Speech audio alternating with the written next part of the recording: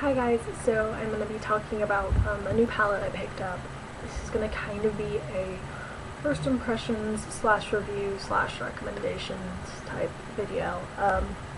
The palette I got is from Stila's Collectible City Palettes. This is their second collection of these, I believe, and I got Stylish in Seoul. Three reasons why I got this. First of all, I've been looking at these Collectible City palettes for a really long time. I really like the way they are kind of done. I like the whole, I don't want to say the theme, but it kind of is why I like it. I like things that are inspired by certain places. Second of all, the colors in this are some of my favorite. I like purples. I like nice, rich, but still simple colors. And then it's Seoul, and I have a thing for South Korea and K-pop and stuff. And it was kind of like, oh look, there's the cherry on top of your sundae. You need to buy this. So these are $16 at Ulta stores. I don't know if the price differs from other stores or other states or stuff, but so generally around $16. It comes with 5 eyeshadows and a convertible color, which is a lip color and a cheek color. So this is what it looks like. I'm going to turn down my backlight a bit so you can get a more true to color. So the color here in the middle is Zen, and this is kind of a very fair toned color. It's got a little bit of a champagne tone to it, and it has a pearled satin finish. Then Dynasty up top. This is very, very similar to Zen. It just has a bit more of a pink tone to it, and its finish is much more pearl than it is. I mean, satin. Sorry. I think it's satin. Isn't it satin? I'm gonna go check real quick because I have it written down somewhere.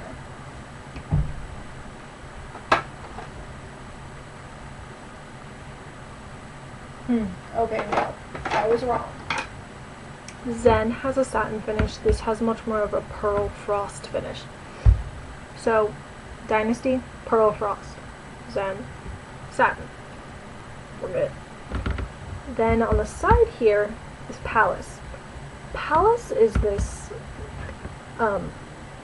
frosty pearl finish. That's what I'm gonna call it. Deal with it.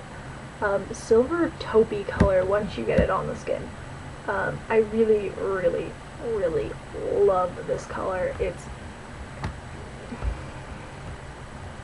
both edgy yet natural at the same time, to where you could still have it be for your everyday look if you needed to, mixed with a little bit of the other two colors that I'm about to show you.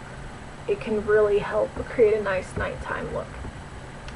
So then on this side over here is Midnight, and Midnight is, it's almost a satin finish, but it's also almost got a matte finish to it. And this is a brown with a bit of a purple overtone to it.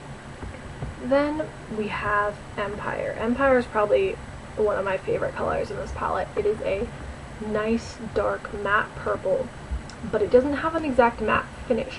While most matte finishes kind of look a little bit chalky unless you apply them right and with the right bases, this, even without a base, has a nice smooth finish, and I really, really love it.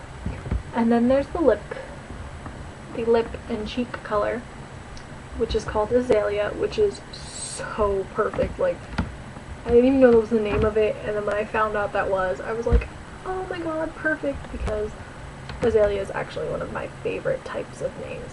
I like little edgy, weird names.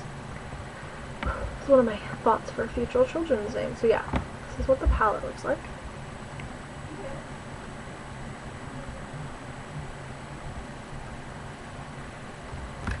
And then up here, you have a little guideline of how to apply it. Guideline. Let me point that out. It is a guideline. You do not have to do it the way they tell you to. You got your mirror, which I'm going to cover so my light doesn't, and then you have a little Korean proverb which says butterflies come to pretty flowers. Gotta be one of my favorite proverbs, and I don't even know why. So yeah, that's what the palette looks like, and it closes with a little magnet snap.